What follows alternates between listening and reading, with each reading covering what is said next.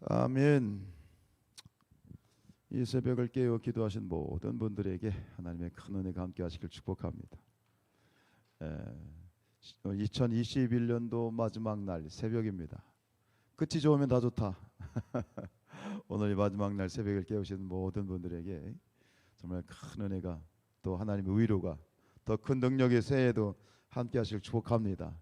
이렇게 새벽을 깨우셨던 것처럼 늘 우리의 삶이 또 하나님 천국 가는 그날까지 새벽을 깨우는 저와 여러분들이 되었으면 좋겠습니다. 야곱이 이제 자신을 추격하던 삼촌 라반을 만나서 재계약을 맺지요.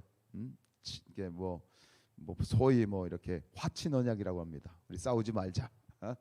그리고 이제 화친 언약을 맺고 다시 가나안으로 이제 나가게 될 때에, 그런데 오늘 말씀에 보면 도입부에 보면 하나님의 사자들을 만나게 됩니다. 이 하나님의 사자들은 결국 천사들을 의미하는데, 이 천사라고 하는 존재는 어떤 존재입니까? 하나님이 부리시는 영입니다. 그런데 하나님이 부리시는 영으로서 이 천사는 두 가지 역할을 합니다. 첫 번째는 하나님의 영광을 보호하는 것이죠. 그룹 천사들이 성막에 보면 법궤, 속죄소에 두 천사가 이렇게 날개를 펴고 그 속죄소를 바라보면서 이제 두 천사가 이렇게 옹의를 하는 그런 형상. 즉 하나님을 지키는, 하나님의 영광을 지키는 것이 첫 번째 천사의 역할이고, 두 번째는 뭐예요? 하나님의 백성들을 보호하는 것이 천사의 역할입니다. 하나님의 백성들. 오늘 아무래도 이 야곱에게 나타난 천사의 역할은 그런 역할이 아니었을까요? 근데 재미있는 건 뭐냐면, 여러분들 기억해 보시면 20년 전에 야곱이 가나안 땅 에서를 피해서 도피할 때, 에서를 피해서 도피해서 이 하란으로 가게 될 때 베델에서 결국 누구를 만납니까? 꿈에 천사들을 보게 되죠. 천사가 이 사닥다리를 오르락내리락거리는 모습을 봐요. 그러니까 그 도피할 때, 즉 이제 가나안에서 타향살이로 가는 길에 천사를 보았고, 또 다시 타향살이를 마치고 귀향하는 길에 천사를 만나요. 결국은 이 타향살이라고 하는 20년간의 이런 어떤 타향살이의 역사를 놓고 보면 시작과 끝에 천사가 등장하고 있는 거예요. 결국 이것은 무엇을 의미합니까? 하나님께서 늘 동행해 주시는 것, 나갔다 들어오는 것, 출입이죠. 하나님께서 우리의 출입을 지켜주십니다. 그렇죠? 나가도 복을 받고 들어와도 복을 받게 하시고, 밀가루통에 밀가루가 떨어지지 않게 하시고, 기름통에 기름이 떨어지지 않게 하시고, 매일마다 우리에게 일용할 양식 만나를 공급해 주시는 하나님. 오늘 우리가 2021년도 마지막 새벽 예배를 드리고 마지막 송구영신 예배를 드리게 될 텐데, 결국 돌이켜보면 그렇습니다. 눈에 보이지 않고 손에 만져지지 않지만 분명한 믿음으로 고백하고 우리가 하나님의 은혜로 찬양하는 것은, 하나님께서 1년 365일 2021년도 1년 365일도 우리와 함께 하셨다. 그게 뭐예요? 그게 임마누엘이죠. 예수님의 별명 임마누엘, 하나님이 우리와 함께 하셨다. 사실 그거 하나면 끝이 아닙니까? 여호와는 나의 목자시니 내게 부족함이 없으리로다. 여호와가 나의 목자 되셔서 1년 360일 나와 함께 하셨다는 그 사실만으로 더 이상 바랄 것도 없고 아쉬운 것도 없고, 거기에 보탤 것도 없고 더할 것도 없이 그냥 하나님이 나와 함께 하신 것 그 자체만으로 모든 것이 충만한 것, 그게 우리의 신앙이고 우리의 삶인 거죠. 여러분, 하나님께서는 절대 우리를 한 번도 홀로 내버려 두신 적이 없습니다. 우리를 고아와 같이 버려두신 적이 없습니다. 우리가 그걸 인정하든 인정하지 않든 하나님은 늘 우리와 함께 하셨습니다. 혹자가 얘기한 것처럼 하나님은 내 피부로부터, 내 살갗으로부터 1cm도 떨어지신 적이 없다는 것이죠. 우리가 그것을 느끼지 못할 뿐이지, 우리가 고백하지 못할 뿐이지. 여러분들이 들어보셨을 만한 잘 아는 이야기 다시 한번 드리면, 전 그 이야기를 이렇게 되뇌일 때마다 너무 좋은 건 뭐냐면, 여러분 어떤 사람이 꿈을 꾸었는데 그 꿈에서 자기의 인생길을 보았다는 거 아니에요. 자기의 인생길, 자기가 걸어온 길을 쭉 보게 되었죠. 바닷가에 이제 자기의 인생길을 보게 되어지는데, 보니까 발자국이 두 개더라는 거예요. 하나는 내 발자국, 하나는 누구의 발자국? 하나님의 발자국. 그럴 일은 없지만 어쨌든 두 개의 발자국이 쫙 자신의 인생길에 늘 있더라는 거예요. 그런데 가다 보니까 어느 시점에 보니까 발자국이 하나야. 근데 그 시기가 어떤 시기였느냐? 자기의 인생 가운데 너무너무 힘들었던 시기, 죽을 것까지 힘들었던 시기에 보니까 발자국이 하나 들어가는 거예요. 그걸 보니까 그 마음에 서운함이 들었어. 그럼 그렇지, 내가 그렇게 힘들었던 이유가 하나님이 안 계셨으니까 내가 힘들었지. 그러면서 하나님 앞에 서운한 마음이 들더라는 거예요. 그래서 하나님께 따졌대요. 하나님, 왜 그렇게 내가 힘들고 어려울 때는 내 곁에 계시지 않고 저 혼자 그 길을 걸어가도록 내버려 두셨습니까? 하나님께 투정을 부린 거예요. 그랬더니 하나님이 하시는 말씀, 야, 그 발자국 누구 발자국인 것 좀 봐. 그 발자국 자세히 봐봐. 그게 누구 발자국인지. 그래서 이렇게 봤더니 그 발자국이 하나님의 발자국이라는 거예요. 내 발은 250인데 하나님 발은 280이었거든. 하나님의 발자국이었다는 거예요. 하나님이 내가 정말 힘들고 너무 고통스럽고 너무 기도도 안 되고 기도도 안 되고 어떻게 걸어갈 만한 힘도 없어서 그냥 주저앉아 있던 나를 하나님이 나를 업고 가셨던 거지. 하나님이 나를 업고 가셨던 것이죠. 독수리 날개로 업고 가셨던 것처럼 나를 업고 그렇게 내 인생길을 하나님이 나와 동행하셨다. 그것이 결국 우리의 삶이고 우리의 일련의 여정이었던 것이죠.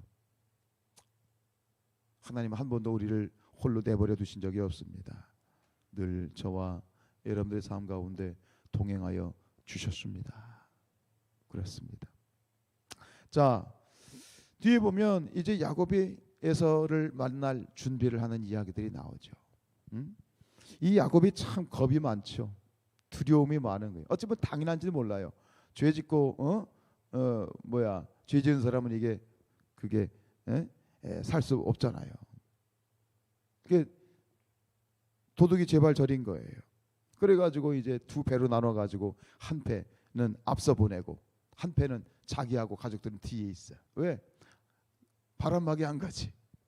바람막이 앞에다 하고 이렇게 먼저 보내놓고 어떻게 되나 이렇게 뒤에서 지켜보는 거지. 어떻게 보면 또 지혜로운 굉장히 그런 지혜로운 처사일 수 있겠지만 여기서 우리가 볼 수 있는 건 뭐냐면 지금 이 야곱은 그 문제를 해결하고 있는데 형과 에서를 만나야 되는데 이 문제를 해결하기 위해서 무엇을 동원하냐면 자기의 재산을 동원하는 거죠. 자기가 소유를 동원하는 거죠. 이것은 결국 세상적인 방법으로 문제를 풀어가려고 하는 그런 모습을 볼 수 있어요. 세상적인 방법. 세상에서 문제를 푸는데 가장 좋은 방법이 뭐예요? 최고의 방법은 돈이죠. 이 세상은 지금 돈이면 모든 것이 다 되는 그런 세상이 되어 버렸잖아요. 결국은 마지막에 33장에서 가서 보겠습니다만 결국은 이제 에서와 이 야곱이 에서가 야곱을 환대해 줍니다. 안아줍니다. 야곱이 걱정했던 일은 벌어지지 않습니다. 그러나 결국은 야곱이 풀려고 했던 이 문제, 그 야곱을 환대한 에서의 모습, 결국 두 형제가 서로 끌어안고 오랜만에 20년 만에 정말 형제의 애를 나눴던 것이 결국 이 야곱이가 준비했던 형을 위해서 준비한 그런 짐승이나 예물 때문에 문제가 해결된 것입니까? 아니죠. 이 모든 문제는 결국 하나님이 해결해 주신 것이다. 이 세상을 풀어가는 모든 문제를 풀어가는 데 있어서 이 돈이면 모든 것이 되는 세상, 안 되는 일이 없어 보이는 세상을 우리가 살아가고 있는데 그렇죠. 우리가 돈만 조금 있으면 우주도 여행할 수 있죠. 예. 조금만 있으면 돼요. 얼마냐면 600억만 있으면 돼요. 600억만 있으면 우주 여행하는 표 살 수 있어요. 지금은 껌값이죠. 할렐루야. 600억. 돈이면 모든 것이 되는 세상. 돈이 경쟁력이고 돈이 명예고 돈이 권력이고 돈이 행복도 살 수 있어 보여요. 그러다 보니 분명한 것은 엄연한 현실에서 부딪히는 건 뭐냐면 돈이 하나님보다 세 보입니다. 하나님보다 더 세 보여. 그래서 오죽하면 하나님 위에 조물주 위에 건물주라는 말이 생겼겠습니까? 이것이 세상입니다. 이게 현실이죠. 그죠? 돈 때문에 피눈물 나고 돈이 없어서 고통스러워하는 것이 어쩔 수 없는 우리의 삶의 일면이지만 그러나 잊지 말아야 될 건 뭐냐면 이 인생을 주관하시는 또 모든 이 세상 삼라만상의 주인은 하나님이시다. 이것을 잊어서는 아니 된다. 이죠. 여러분, 우리 사랑하는 성산의 모든 가족들이 물질이 풍성한 축복을 누리기를 축원드립니다. 물질의 복을 누려야 되죠. 그런 축복이 있기를 원합니다. 형통의 축복이 있기를 원합니다. 돈 많이 버시길 축복합니다. 자녀들의 삶 가운데 물질의 축복이 풍성히 임하기를 축원드립니다. 그러나 뭐냐, 이것은 하나님이 이 전제해야 될 건 뭐냐면 하나님이 모든 물질의 주인이라는 사실을 분명히 전제하고 가야 된다는 거예요. 그렇지 않으면 어떻게 돼요? 물질을 지배하라고 하셨는데 물질의 지배를 당하는 그런 삶을 살 수밖에 없죠. 오늘 이 야곱의 삶 가운데서 보면 물론 이렇게 문제를 해결해 가지만 결국 야곱이 이런 어떤 여러 가지 산전수전을 겪고 20년 만에 돌아오면서 야곱이 이 사실을 분명히 기억하고 있는 것 같아요. 그래서 야곱이 이 에서에게 이제 물질과 예물을 보내놓고 그리고 이제 그것으로 끝난 것이 아니라 결국 이 32장의 마지막에서 우리에게 보여주는 야곱의 모습은 결국 무엇으로 승부수를 띄우느냐, 마지막 승부수를 어디에 거느냐, 그가 가지고 있던 예물, 형에게 뇌물로 주려고 했던 그 물질이 승부수가 아니라 결국 야곱이 승부수를 걸고 있는 것은 기도인 거죠. 기도. 이 야곱의 인생에 있어서 두 가지 큰 분수령과 같은 사건, 베델에서의 언약 사건과 오늘 야복강가에서 천사와 씨름하는 이 사건, 결국 천사와 씨름하면서 이 야곱이 무엇에 승부수를 거느냐, 하나님께 승부수를 거는 거예요. 당신이 나에게 축복해 주시지 않으면 절대 저는 포기할 수 없습니다. 천사가 싸우다가 야 그만하자, 날이 밝았다, 그만하자. 그러니까 안 되게 그냥 환도뼈를 쳐가지고 이제 이 정갱이를 쳐가지고 철뚝바리로 만들어 버렸잖아요. 결국 여기서 야곱이 보여주는 건 뭐냐면 하나님이 복 주시지 않으면 저는 절대 안 됩니다. 하나님이 복 주셔야 됩니다. 인정해 주셔야 됩니다. 그래서 결국 이 싸움에서 이겨서 야곱의 이름이 이스라엘로 바뀌죠. 여러분, 이스라엘의 뜻이 무엇입니까? 하나님과 겨루어서 이겼다는 뜻입니다. 여러분, 이게 말이 돼요? 하나님과 싸워서 이겼대. 하나님과 겨루어서 이길 수 있는 게 있어요, 없어요?